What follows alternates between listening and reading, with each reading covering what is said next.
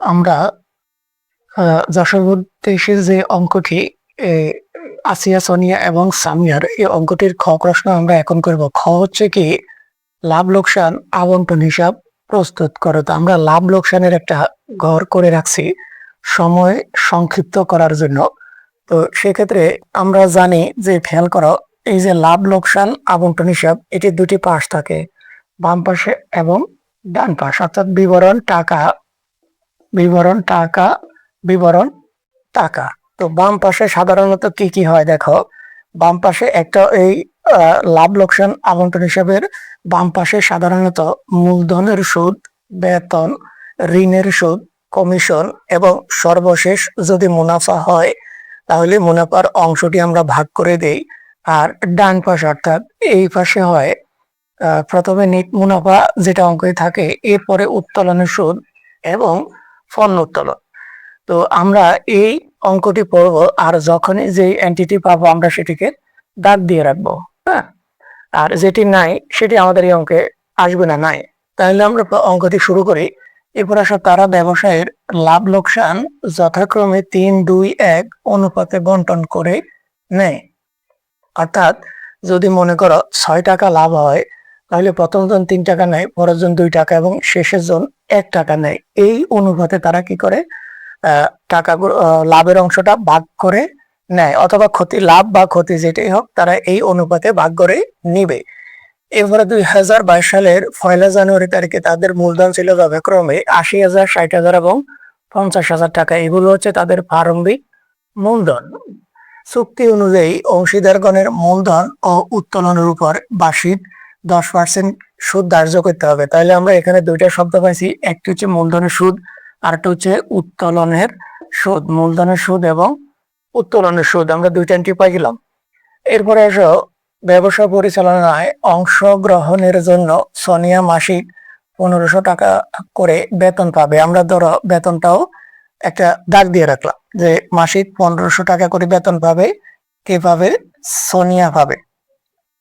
উক্ত আহ উক্ত বছরের মাঝামাঝি সময়ে সামিয়া 10,000 টাকা ব্যবসায় ঋণ প্রদান করেন। তো ঋণ যেহেতু আছে, আমাদেরকে ঋণের সুদ ধরতে হবে। সুদ ধরতে বললেও সুদ ধরতে হবে, না বললেও ঋণের সুদ ধরতে হবে। এরপর আসো, ব্যক্তিগত প্রয়োজনে আসিয়া প্রতি মাসের প্রথমে 600 টাকা, সোনিয়া মাঝামাঝি এবং সামিয়া শেষে কি করেন, নগদ টাকা উত্তোলন করেন। আর আমরা ওই উত্তোলনের উপর উত্তোলনের সুদ ধরবো, আগে দাগে রাখছি। আসিয়া নগদ উত্তোলন ছাড়াও কি করেন, 2,500 টাকা পণ্য উত্তোলন করেন। তাহলে এই যে আমরা পাই গেলাম পণ্য উত্তোলন, বাস, পণ্য উত্তোলন করেন, যা হিসাবভুক্ত হয়নি। উপরোক্ত সমন্বয়গুলো সাধন করার পূর্বে কিন্তু সোনিয়ার বেতন ডেবিট করার পর, এই তো একটা বাড়তি তথ্য আমরা পাইলাম যে সোনিয়ার বেতন ডেবিট করার পর। তাহলে এইটা যদি ডেবিট হয়, এটা যদি ক্রেডিট হয়, খেয়াল করো, এই ডেবিট করার পর মানে কি, ডেবিট করা হয়ে গেছে। এখানে এই লাভ লোকসান আবন্টন হিসাবের আগেও আরেকটি পার্ট থাকে, তার আগে, সেটি হচ্ছে শুধুমাত্র লাভ লোকসান হিসাব। ওই লাভ লোকসান হিসাবে তারা কি করছে, এই বেতনটি হিসাবভুক্ত ডেবিট করা হয়ে গেছে। ডেবিট করার পর তাহলে আমাদেরকে দ্বিতীয়বার আর এখানে ডেবিট করতে হবে না। তো এখানে আমরা প্রথমে পাইছি কি, মূলধনের সুদ। তাহলে আমরা লিখবো অংশীদারদের মূলধন হিসাব, মূলধনের সুদ আসিয়া, সোনিয়া এবং সামিয়া। তাহলে খেয়াল করো, প্রথম জনের মূলধন কত, 80,000 টাকা। আর 80,000 টাকা কত পার্সেন্ট, মূলধন উত্তোলনের উপরে 10% বলছে। তাহলে 80,000-এর 10% হচ্ছে 8,000 টাকা। এরপরে 60,000 টাকা, 60,000-এর 10% হচ্ছে 6,000 টাকা। আর 50,000-এর 10% হচ্ছে 5,000 টাকা। তাহলে কত হলো, 19,000 টাকা। 19,000 টাকা গেল আমাদের মূলধনের সুদ। এরপরে আমরা দেখি বেতন আমাদের থাকিও নাই, কারণ সে যেটি ডেবিট করা হয়ে গেছে। এরপরে আসলে ঋণের সুদ পাইছিলাম আমরা, যে বছরের মাঝামাঝি সময়ে সামিয়া 10,000 টাকা ব্যবসায় ঋণ প্রদান করেন। তাহলে আমরা লিখবো সামিয়ার ঋণ হিসাব। এক্ষেত্রে কিন্তু ঋণের ক্ষেত্রে আমরা মূলধন হিসাব ব্যবহার করব না, কারণ এই সামিয়ার মূলধন এভাবে লেখা যাবে না, কারণ মূলধন আর ঋণ দুটি আলাদা। মূলধন হচ্ছে মালিকানা সত্ত্ব, ঋণ হচ্ছে দায়। অতএব ঋণের আলাদা একটি হিসাব আছে, সেজন্য আমরা এখানে মূলধন লিখবো না, আমরা লিখবো সামিয়ার ঋণ হিসাব। ঋণের সুদ। তাহলে একটু খেয়াল করো, ঋণ কত টাকা? ঋণ হচ্ছে 10,000 টাকা। যে ঋণের 10,000 টাকা, এই 10,000 টাকার কত পার্সেন্ট ধরবো? যদি প্রশ্নে ঋণের কোনো পার্সেন্ট না থাকে, আমরা 6% ধরবো, মাথায় রাখবা। আমরা 6% ধরবো, এবং যদি সময়ও না থাকতো আমরা 6 মাস ধরবো। কিন্তু এক্ষেত্রে সময় ওরা বলেই দিয়েছে বছরের মাঝামাঝি, বছরের মাঝামাঝি সময়ে আনছে। তাহলে এখন পর্যন্ত অর্ধ বছর হইল, 6 মাস হইল। বছরের মাঝামাঝিতে আনলে ডিসেম্বর পর্যন্ত কত মাস হয়? 6 মাস হয়। তাহলে আমরা 6 মাস কিভাবে লিখবো? 12/6, অর্থাৎ 12 মাসের মধ্যে 6 মাস। তাহলে দেখো 10,000 6% 600, 600-কে যদি তুমি 6 দ্বিগুণ 12 দিয়ে ভাগ করো, অর্থাৎ অর্ধেক করো, তাহলে কত হইলো? ঋণের সুদ 300 হবে। এরপরে আসো, তোমার এই পাশে আমরা কমিশন পাই নাই, আর মুনাফার অংশ একটু পরে আমরা দেখবো ডান পাশ লেখার পরে। তো ডান পাশে কি আছে? প্রথমে আমরা লিখবো নেট মুনাফা, অর্থাৎ পূর্বের যে নেট মুনাফাটি আছে 65,150 টাকা, 65,150 টাকা। এবং আমরা ব্র্যাকেটে লিখে দিলাম যে লাভ লোকসান হিসাব হতে স্থানান্তরিত বা আনিত। এরপরে আসো, আমরা ডান পাশে পাই কি? উত্তোলনের সুদ। এই যে আমরা লিখলাম অংশীদারদের মূলধন হিসাব, উত্তোলনের সুদ আসিয়া, সোনিয়া এবং সামিয়া। আমরা উত্তোলনের সুদ কতে বাইর করছি, ওখান থেকে দেখে লিখে দিব 10 টাকা। এই হলো আমাদের উত্তোলনের সুদ গেল।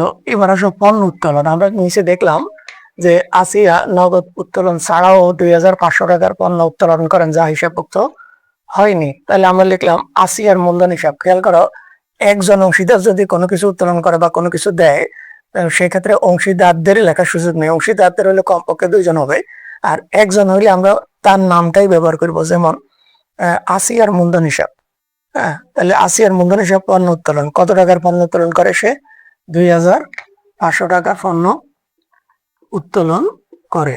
তাহলে আমরা লিখলাম 2,500। এই হলো আমাদের অঙ্ক। এবার আমরা যোগ বিয়োগ, 65,150, 910 এবং 2,500 কত হয়? 68,650, 68,560, সরি 68,560, 68,560। লেখার না আধারে গেলেও আমি মুখে বলতেছি 68,560 হইলো। তা আমার বাম পাশে আছে 19,300, শুধুমাত্র 19,000 আর 300, 19,300।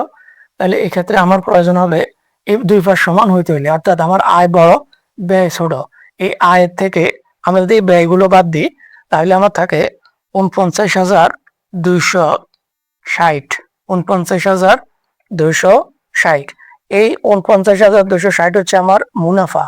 এই মুনাফাকে আমাদেরকে 3 জনের মধ্যে ভাগ করে দিতে হবে এই অনুপাতে, 3, 2, 1।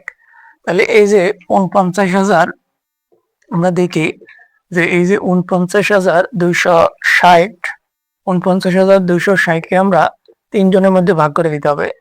তো প্রথমে এই অনুপাতে যে যোগফল সেটি নিতে হবে, অর্থাৎ 6। কিভাবে? 3, 2, 1, 3, 2, 5, 5, 1, 6।